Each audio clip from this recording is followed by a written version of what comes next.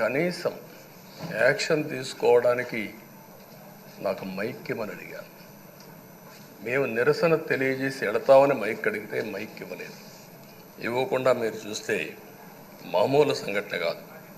ఆ రోజు నేను ఒక మాట చెప్పాను, ఇది గౌరవ సభ కాదు, మీరు నాకు మైక్ కూడా ఇవ్వడం లేదు, మైక్ ఇవ్వకపోయినా నేను స్టేట్మెంట్ ఇవ్వాలి కాబట్టి ఇచ్చేడతాను రికార్డు కోసం అని చెప్పి గట్టిగా లేచి ఇదే సీట్లో కూర్చొని ఆ రోజు నేను చెప్పింది అదే వర్డ్స్ మీకు రిపీట్ చేస్తున్నాను.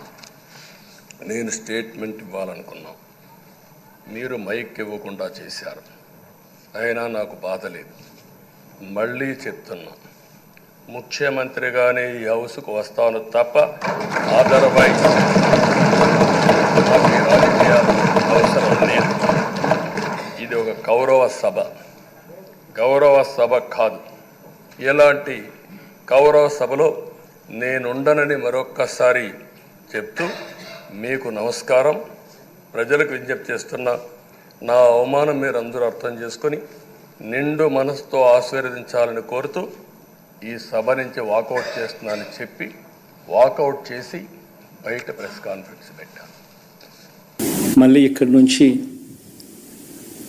గుండె ధైర్యంతో నిలబడి మళ్ళీ లేస్తాం. ప్రతిపక్షంలో ఉండడం కొత్త కాదు, పోరాటాలు చేయడం అంతకన్నా కొత్త కాదు. నా రాజకీయ జీవితం అంతా కూడా ప్రతిపక్షంలోనే గడిపా, ఈ 5 సంవత్సరాలు తప్ప. పోరాటాలే చేశా. రాజకీయ జీవితంలో ఎవడు చూడని కష్టాలు కూడా అనుభవించా.